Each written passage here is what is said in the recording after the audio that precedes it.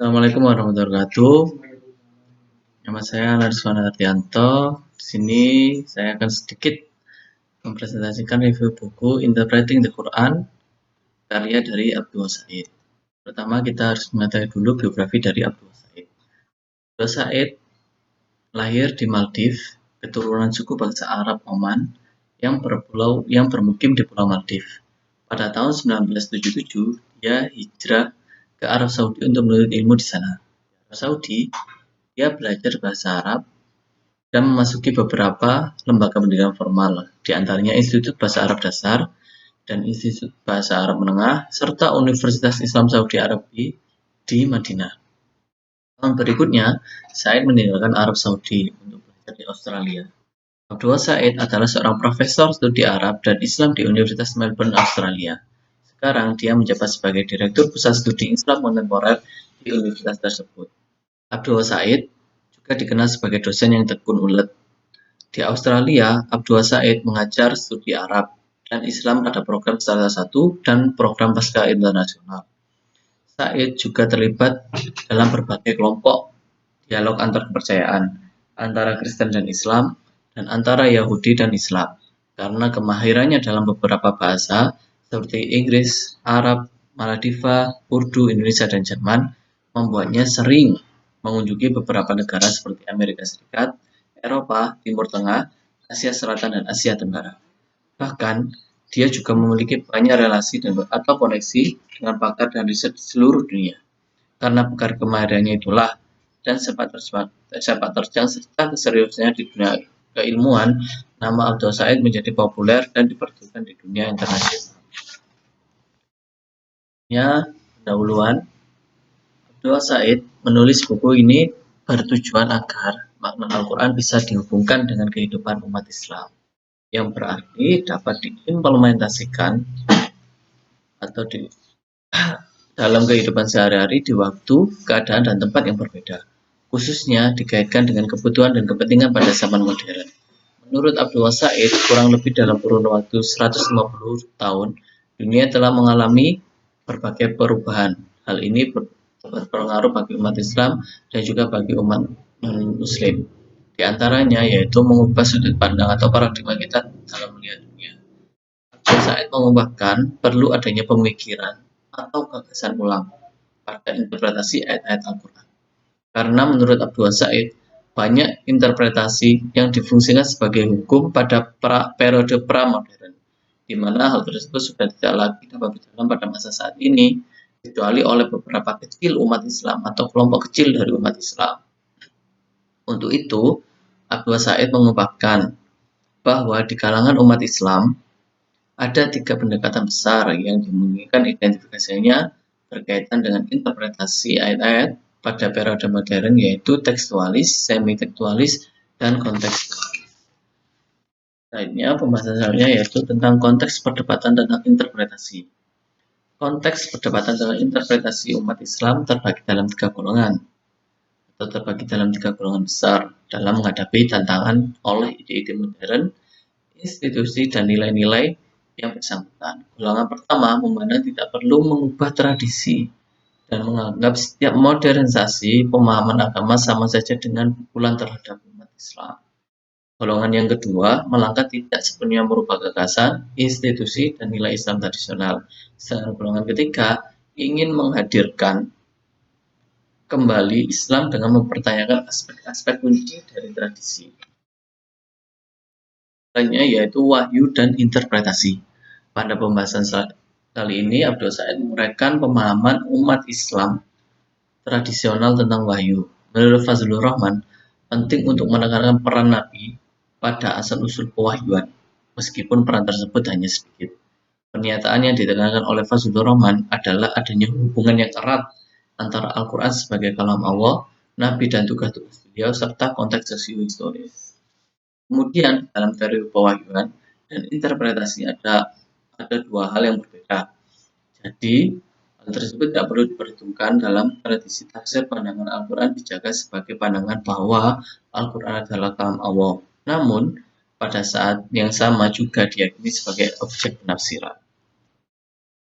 Selanjutnya yaitu interpretasi berbasis tradisi dan tekstualis. Salah satu jenis tafsir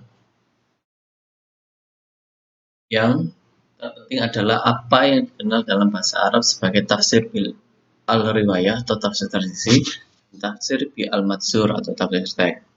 Ada 4 jenis tafsir berbeda yang bisa dikelompokkan ke dalam kajian tafsir berbasis tradisi.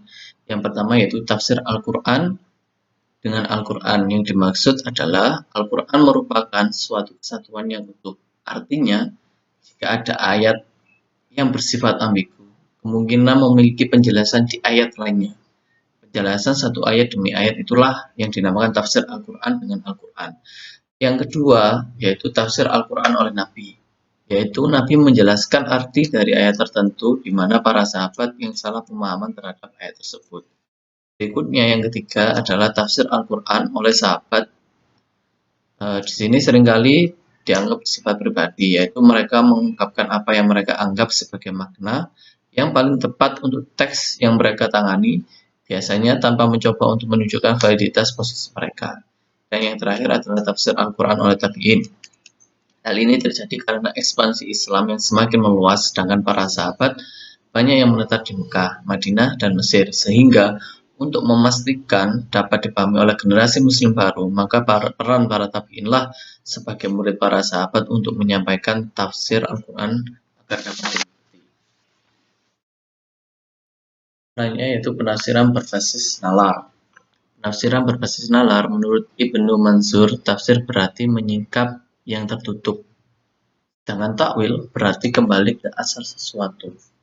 Tafsir dan takwil seringkali digunakan sebagai sinonim untuk merujuk suatu makna.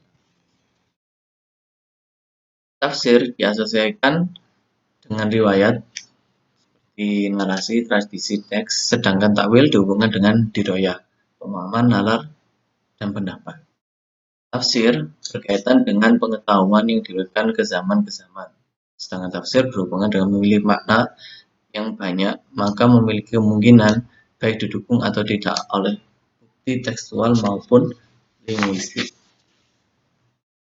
Selanjutnya yaitu fleksibilitas dalam membaca teks. Fleksibilitas dalam membaca teks Al-Quran dijadikan indikasi dukungan terhadap fleksibilitas penafsiran. Pada masa Nabi, Al-Quran telah berperan secara aktif berdialektika dengan cara yang sesuai dengan kebutuhan dan kondisi sesuatu. Terbukti, Al-Quran tidak dengan angkuh mempertahankan kediriannya dengan memaksa penggemarnya untuk mengikutinya. Berdasarkan sebuah hadis terkenal, Al-Quran diwahyukan dalam 7 huruf atau Al-Quran diturunkan dalam 7 huruf. Secara umum, ini mengacu pada 7 dialek bahasa Arab yang pada zaman Nabi. Tetapi ada pendapat lain bahwa 7 huruf berarti 7 bacaan yang dianggap otoritatif dan valid. Secara etimologis, kata huruf memiliki banyak makna, bukan hanya sekedar huruf, tetapi misalnya tepi atau pinggir. Bentuk jamak dari huruf lazimnya diartikan sebagai cara-cara atau dialektika. Contohnya yaitu nasak dan reinterpretasi. Nasak merupakan gagasan yang paling relevan seputar aturan-aturan yang ditetapkan dalam Al-Quran, karena menghubungkan kalam Allah dengan kaum beriman. Menurut Said, nasak memberikan dasar yang kuat bagi penafsiran ulang beberapa ayat Al-Quran, khususnya pada wilayah etika hukum. Hal itu untuk menciptakan antara Al-Quran dengan kebutuhan umat muslim. Secara etimologi, nasak berarti merekam, menggantikan, menghilangkan, menghapuskan atau membatalkan. Secara teknis, nasak sering diartikan sebagai membatalkan sebuah hukum tertentu oleh hukum yang datang belakangan. Contohnya yaitu makna teks sebuah tafsiran. Jika sebagian besar Al-Quran hanya dapat diartikan dalam gaya perkiraan, maka dimungkinkan untuk menyatakan bahwa perkiraan pemahaman Al-Quran secara keseluruhan adalah valid. Penggolongan teks Al-Quran juga dianggap penting bagi kaum kontekstualis. Dalam hal ini, ayat Al-Quran dibagi menjadi 4 kriteria berdasarkan derajat perkiraan atau taksiran makna. Teks yang membicarakan tentang Yang pertama yaitu teks yang menjelaskan tentang hal-hal yang gaib atau menyangkut dengan Tuhan, atribut dan pekerjaannya, surga, neraka, dan dunia di luar pengalaman manusia. Kriteria kedua yaitu teks yang berkaitan dengan bangsa, suku, cerita, nabi dan agama masa lalu, serta peristiwa selama masih hidup nabi, atau teks yang berorientasi pada historis. Yang selanjutnya yaitu teks perumpamaan. Perumpamaan ini adalah cerita atau kisah di mana pelajaran tertentu dapat dipelajari. Sedangkan teks yang selanjutnya yaitu teks yang berorientasi praktis. Teks yang berorientasi praktis ini berkaitan dengan kepercayaan dan nilai, perilaku etis dan moral, hukum, peraturan dan instruksi, perintah dan larangan. Selanjutnya yaitu pengakuan atas kompleksitas makna. Makna merupakan salah satu wilayah yang mengalami banyak perdebatan. Hal ini dikarenakan begitu luas makna yang terkandung dalam Al-Quran. Untuk itu mustahil merangkum perdebatan tersebut. Beberapa teori makna dikelompokkan menjadi teori referensial, teori semantik, teori ideasional, dan teori fungsional. Meski teori-teori tersebut berkontribusi dalam beberapa cara untuk pemahaman kita tentang makna dan relevan dengan penafsiran konten etik legal Al-Quran, namun Abdul Wahab Said tidak mengadopsi dari teori-teori tersebut. Menurutnya, arti sebuah kata terletak pada objek yang dirujuknya. Teori ini menganggarkan bahasa dan makna di dunia ekstralinguistik yang nyata dengan cara yang stabil dan pasti. Selanjutnya yaitu konteks sosiohistoris dan interpretasi.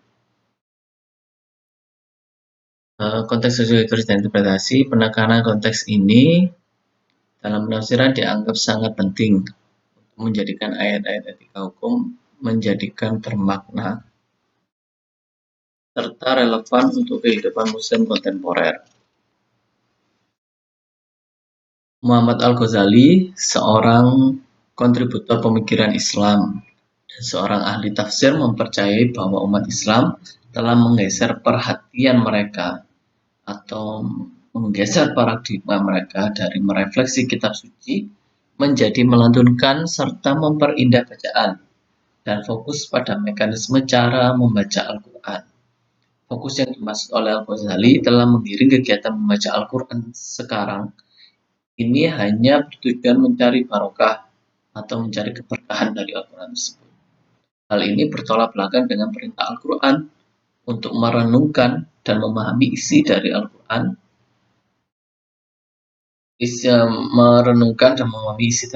tersebut.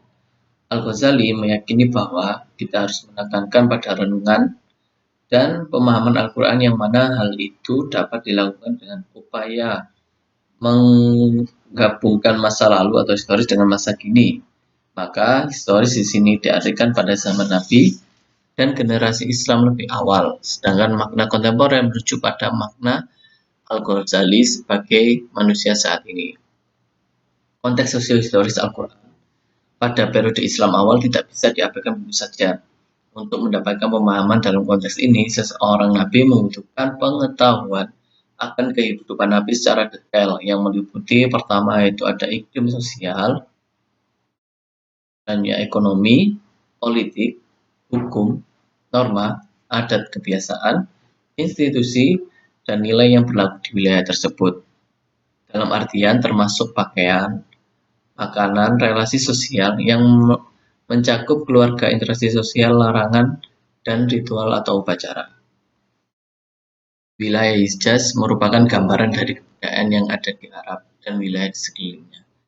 Kebudayaan Hijaz banyak mendapatkan pengaruh dari kebudayaan yang mulai dari Mediterania yang termasuk Yahudi dan Kristen sampai Arab Selatan, kemudian Ethiopia dan Mesir. Ada banyak yang kemudian diterima sebagai bagian dari agama baru ini. Ada banyak pernyataan dalam Al-Quran yang menunjukkan bahwa perempuan diposisikan sebagai inferior dari laki-laki. Sebagai contoh, yang dua perempuan dianggap setara dengan satu orang laki-laki dalam kasus-kasus tertentu. Dari sini, Adun menginginkan adanya pembacaan Al-Quran perspektif perempuan. Ia beranggapan bahwa tafsir tradisional bicara patriarkis karena ia diproduksi oleh kaum laki, sehingga sebagai konsekuensi logis dominasi laki-laki terhadap konteks sosial. Konteks sosiohistoris tentang pembagian harta warisan. Dalam hal warisan secara keseluruhan di mana ada laki-laki dan perempuan pada tingkat yang sama. Misalkan sebagai anak pewaris, perempuan selalu menerima lebih sedikit dibandingkan laki-laki. Para penafsir berpandangan bahwa itu adalah wajar karena perbedaan jenis kelamin membawa perbedaan juga dalam hal pertanggungjawaban. Menurut Abdul Said, mempertahankan penafsiran semacam ini berarti tidak berusaha untuk menghubungkan perlakuan diferensial ini dengan konteks sosiohistoris saat ini yang telah berubah.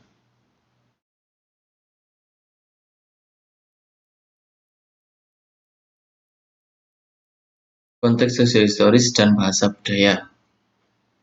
Al-Quran juga berisi berbagai bahasa yang merujuk pada simbol, metafora, istilah, dan ekspresi yang berlaku di Hijaz. Bahkan dalam menggambarkan konsep Islam surga, Al-Quran menggunakan bahasa yang berkaitan erat dengan budaya setempat dan imajinasi yang umum bagi penghuni pasir, yakni sungai yang mengalir, buah-buahan, pepohonan, dan perkebunan. Setiap budaya memiliki cara yang unik untuk mengabarkan isu-isu spesifik, ide gagasan, dan nilai-nilai, dan dengan cara ini mungkin tidak selalu dapat diterjemahkan ke dalam konteks sosiohistoris.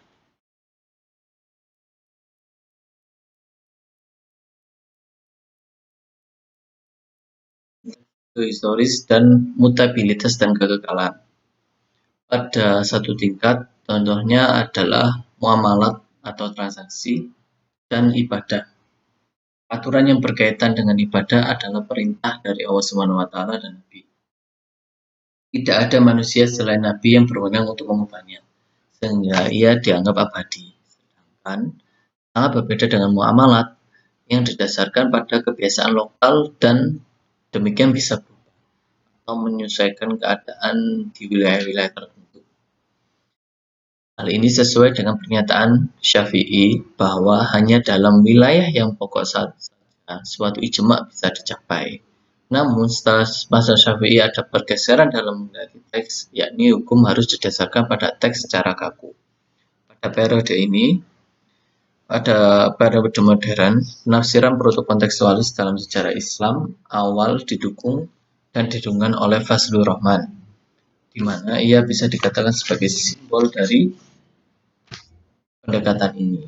Kontribusinya terhadap metodologi alternatif yaitu berupa interpretasi ayat-ayat umum. Fazlur Rahman mencoba merelasi antara teks dan konteks, baik konteks pewahyuan atau konteks penafsiran.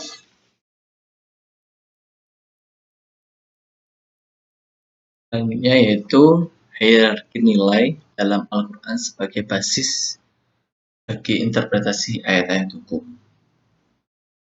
Yang pertama yaitu nilai yang bersifat kewajiban. Nilai ini dikelompokkan dalam 3 kategori, yaitu nilai-nilai yang berhubungan dengan sistem kepercayaan, nilai-nilai yang berhubungan dengan praktik religius seperti sholat misalnya, dan nilai-nilai yang berkaitan dengan status halal haram. Selanjutnya, yang kedua yaitu nilai fundamental. Nilai fundamental yaitu nilai-nilai tertentu yang berhubungan dengan hak asasi manusia, misalnya hak untuk perlindungan hidup dan properti atau kepemilikan dari manusia itu sendiri. Yang ketiga yaitu nilai proteksional, nilai-nilai etis yang mendukung tercapainya fundamental values atau nilai dari fundamental. Jadi nilai proteksional ini adalah nilai pendukung agar tercapainya nilai dari fundamental tersebut. Sedangkan yang keempat yaitu nilai implementasional, aturan spesifik yang digunakan dalam implementasi proteksional value. Jadi nilai implementasional ini yaitu aturan spesifik dari mengimplementasikan nilai proteksional, yaitu untuk mendukungnya atau tercapainya nilai dari fundamental. Dan yang kelima yaitu nilai konstruksional, yaitu nilai-nilai etis yang terdapat dalam Al-Quran yang berhubungan dengan problem atau masalah tertentu pada masa pewahyuan. Misalnya larangan mencuri dari fundamental. Tadi yang kembali lagi yang ketiga yaitu misalnya larangan yang mencuri adalah untuk proteksi terhadap properti individu atau properti dari manusia itu sendiri yang merupakan bagian dari fundamental value. Dan selanjutnya yang penjelasan keempat, nilai implementasional seperti halnya yaitu larangan mencuri dari implementasinya berbentuk potong tangan misalnya. Dari larangan dari proteksi tadi, aturan spesifiknya yang diatur dalam nilai implementasi adalah seperti larangan mencuri yang contohkan tadi dalam implementasinya berbentuk potong tangan misalnya. Nilai dalam level ini berdasarkan konteks kultural dan bisa berubah atau fleksibel. Menurut Abdul Said, aturan tersebut bukanlah objek fundamental Al-Quran, melainkan pada tujuannya sebagai pencegahan terhadap perilaku yang tidak diharapkan. Sedangkan di nilai konstruksional, yaitu seperti yang penjelasan yang ada, di dalam ayat Al-Quran berada dalam level ini sangat banyak variatif. Misalnya instruksi poligami, instruksi menjadikan pria sebagai penjaga perempuan, untuk menjadikan non-muslim sebagai teman. Relevansi nilai etis yang berbeda dalam level ini seringkali dipertanyakan dalam kehidupan kontemporer. Hanya yaitu penutup, setidaknya ada 3 pendekatan dalam memandang tradisi. Yang pertama yaitu ada posisi tradisional yang menyatakan tidak perlu mempertanyakan kesinambungan atau kelanjutan tradisi yang telah ada atau harus diterima begitu saja. Yang kedua yaitu mempertahankan kesinambungan tradisi, namun dengan pendekatan yang lebih fleksibel, yang lebih ramah. Lainnya yaitu yang ketiga menolak tradisi dan mengusulkan untuk selalu memulai kembali dengan sesuatu yang baru.